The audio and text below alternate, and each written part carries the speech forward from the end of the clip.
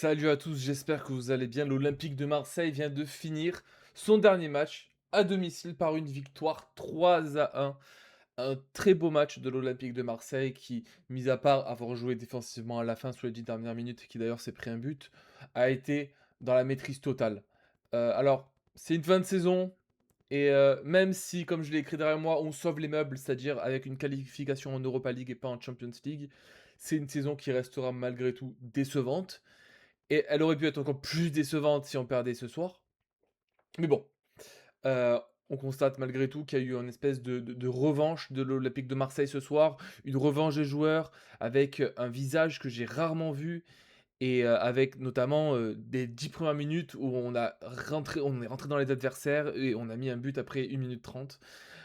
C'est un visage de l'OM que j'ai jamais eu la chance de voir ou qui s'est vite effacé au fur et à mesure de la saison. C'est-à-dire qu'au mi-saison, c'est totalement effacé jusqu'à la fin de saison et on a eu quand même, une moitié de saison quasiment, voire, un tiers, ça dépend comment on voit les choses, de saison gâchée où, on a été juste absent et c'est difficile de trouver des réponses parfois et de se dire qu'une équipe comme aujourd'hui, qu'on a vu avec énormément de talent, avec une défense qui est majestueuse ce soir, le duo, Balerdi-Medina que j'ai jamais trouvé bon ensemble, ben, ce soir ou rarement bon ensemble, ben, ce soir ils étaient incroyables.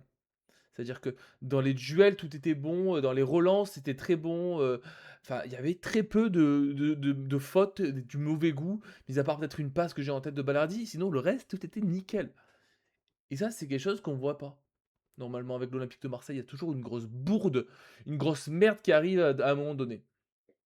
Alors, qu'est-ce qui s'est passé aujourd'hui? Est-ce que c'est le fait que, il y a une revanche à prendre, qu'il y a un enjeu, qu'ils avaient, du coup, un stress de bien faire pour finir la saison, de pas créer une déception de plus? Je ne sais pas ce qui s'est passé dans la tête des joueurs aujourd'hui, mais c'était un très beau match de l'Olympique de Marseille qui a roulé sur Rennes et Rennes qui était totalement dépassé et on va, directement parler des compositions parce que autant Rennes que Marseille, ben, je trouve qu'il y a eu un gros écart.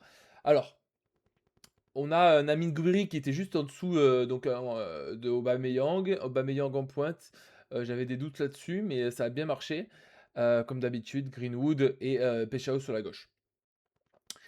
Un milieu défensif qu'on a toujours critiqué quand on en a mis 2 comme ça, ça avait pas marché, Nadi et Højbjerg, mais là ça a marché et Højbjerg très bon, très bon. Quand je vois un Højbjerg qui joue vers l'avant, c'est toujours très bon et ça fait plaisir. Højbjerg avec la grinta qui, du coup, respecte, son brassard de capitaine, ça fait que marcher. Quand il a la grinta et quand il calme pas le jeu.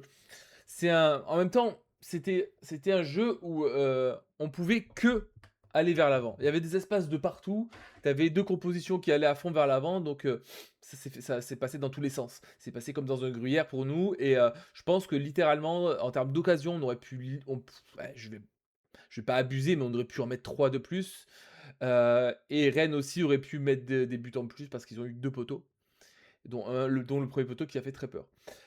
Marseille était dans un scénario plutôt bon, hein, puisque après un but, après 2 buts, après 3 buts, la deuxième mi-temps, le troisième but qui est arrivé rapidement, on est dans un scénario où, on n'a pas trop peur, quoi. Parce qu'on peut s'en prendre un, on a une barrière de sécurité encore, on prend pas l'eau. Alors qu'à 1-0 ou à 2-0, là, ça aurait été compliqué. J'aurais bien vu, Rennes, reprendre le devant. Parce que l'Olympique de Marseille est une équipe, comme vous le savez, qui joue avec, le mental, pas de ses adversaires, mais de leur propre mental, c'est-à-dire que c'est des joueurs qui s'enfoncent très rapidement. Peut-être c'est symptomatique de l'Olympique de Marseille depuis tout le temps, mais cette année plus que d'autres. Donc le mental, on en parle, mais c'est aussi quelque part un sujet intéressant où il faudra creuser pour l'année prochaine, dans le sens où cette équipe qu'on a vue ce soir, je l'ai rarement vue ailleurs. Pourtant, c'est les mêmes joueurs. Donc, si techniquement, c'est pas le problème, si c'est pas la faute de l'entraîneur, bah si, ça peut être la faute de l'entraîneur, mais c'est le mental quoi qui va jouer. Donc c'est quoi? C'est la pression, c'est l'instabilité de la direction, c'est, la stabilité aussi de l'entraîneur. C'est quoi? C'est ou est-ce que parce qu'on a pris un coup de marteau derrière la tête après Bruges, est-ce que d'un coup on s'est affaissé et on a juste abandonné? Je sais pas, mais c'est le mental. Donc le mental est vraiment un élément à travailler, et ça on se rend pas compte à l'Olympique de Marseille, c'est que on a beau avoir de l'argent, les joueurs sont humains et les joueurs peut-être subissent des choses que nous on ressent pas, et cette pression-là qu'ils ont au Vélodrome, cette pression-là qu'ils ont avec des enjeux énormes à l'Olympique de Marseille, parce que on a beau dire ce qu'on veut, c'est l'équipe avec le plus de pression en France. Peut-être qu'il y a des joueurs qui n'arrivent pas à gérer ça, et peut-être que c'est un effet de domino, et ça se contamine très rapidement d'un joueur à un autre. Donc bref, tout ça pour dire que ce soir, le visage de l'Olympique de Marseille était incroyable. Mis à part ces 10 dernières minutes où c'était un peu nul, c'est-à-dire qu'on faisait que reculer, reculer, reculer, reculer. Au final, on s'est pris un but. Ça devait rentrer. Et puis comme ça, le Paul, il a mis son 20e et c'est le buteur, je trouve, mérité. Le meilleur buteur mérité de cette Ligue 1, qui n'a pas été pris d'ailleurs pour la Coupe du Monde. Mais bon, ça c'est un autre sujet.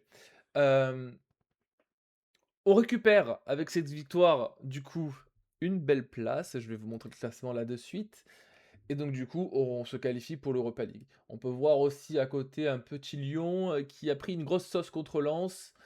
On a vu donc Rennes perdre forcément, Monaco perdre et Strasbourg gagner. Donc, en soi, on a quand même énormément de regrets, les gars, parce qu'au final, Lille, 61 points, Lyon, 60 points, pardon, et l'Olympique de Marseille, 59 points. Donc, c'est-à-dire que un match, les gars, le match contre Nantes, on le gagnait, on était troisième. Prenons une respiration et soufflons ensemble parce que l'Olympique de Marseille aurait pu se faciliter la tâche.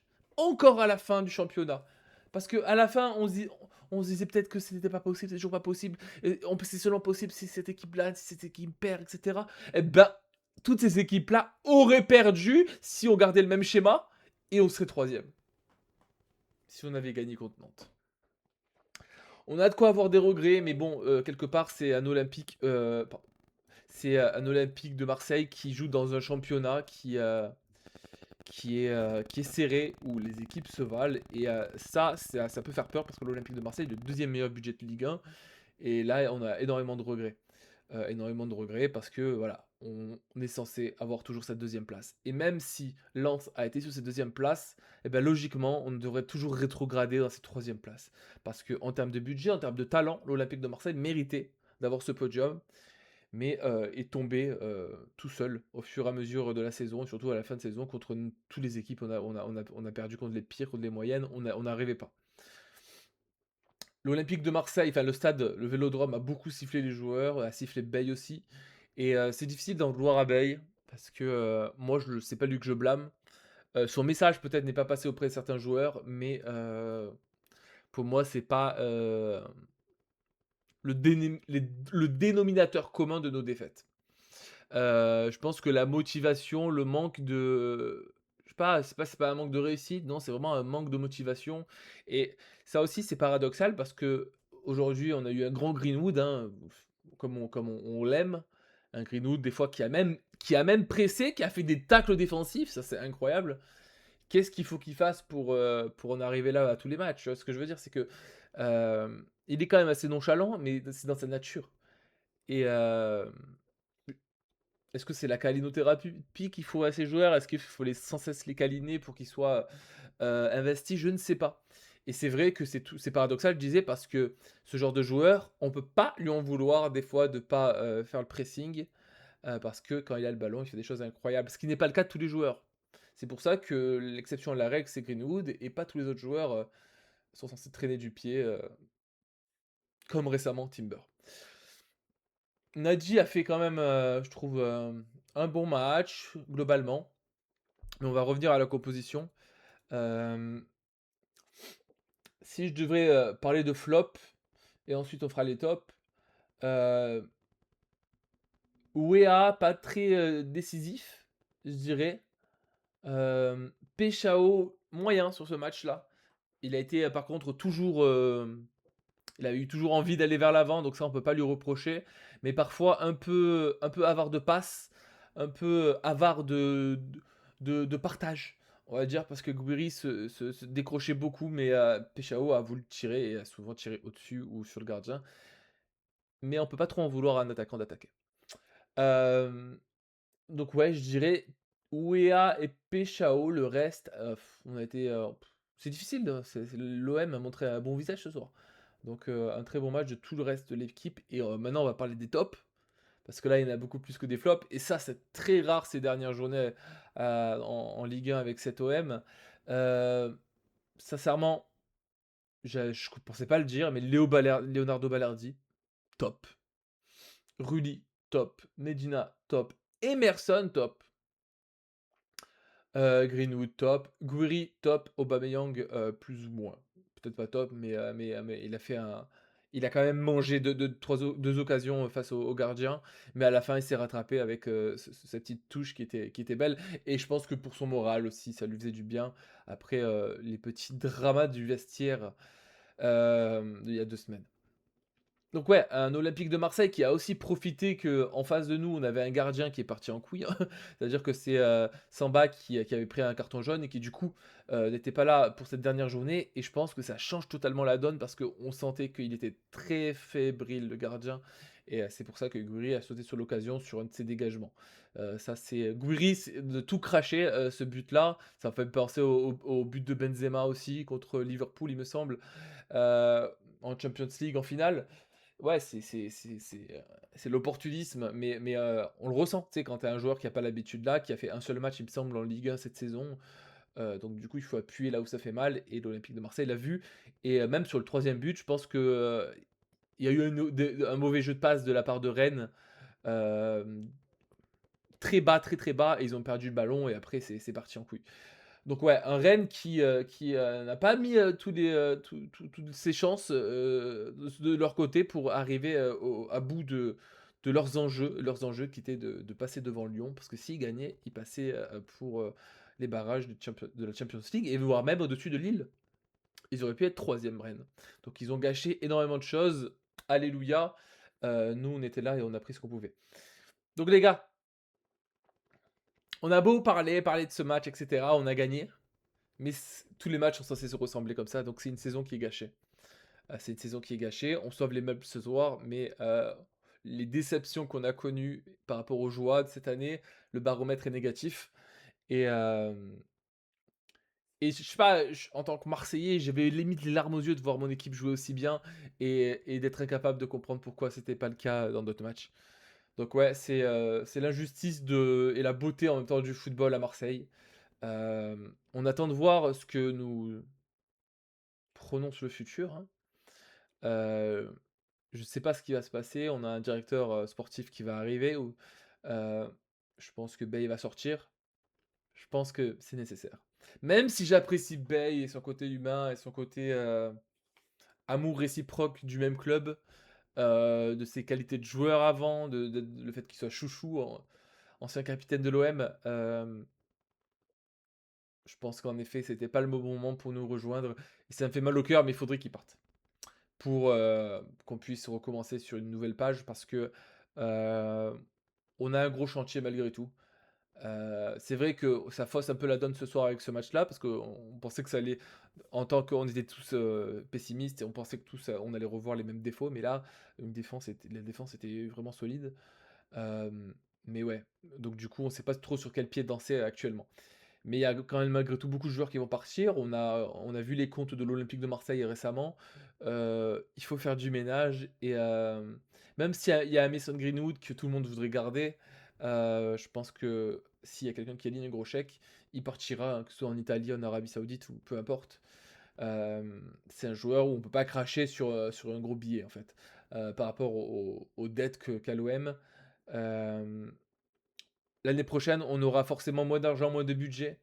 Mais c'est là où ça va être intéressant d'avoir un directeur sportif qui joue avec, un budget plutôt limité, comme celui qui va arriver. Parce que au final, je suis certain, quand on regarde Lyon aujourd'hui, Lyon est quand même, 4e et Lyon a su, créer une équipe avec des piliers et avec des jeunes et a su trouver, des profils qui puissent matcher et je pense que c'est comme ça qu'on doit travailler et qu'on arrête de payer 400 bâtons, 500 bâtons des joueurs. Il faut vraiment arrêter cette politique-là. On surpaye les joueurs et les joueurs, quand ils viennent à l'Olympique de Marseille, demandent beaucoup de salaire, souvent.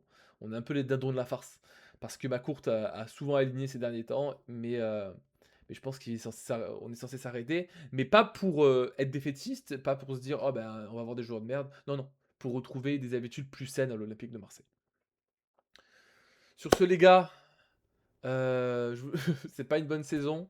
J'allais dire bonne fin de saison les gars.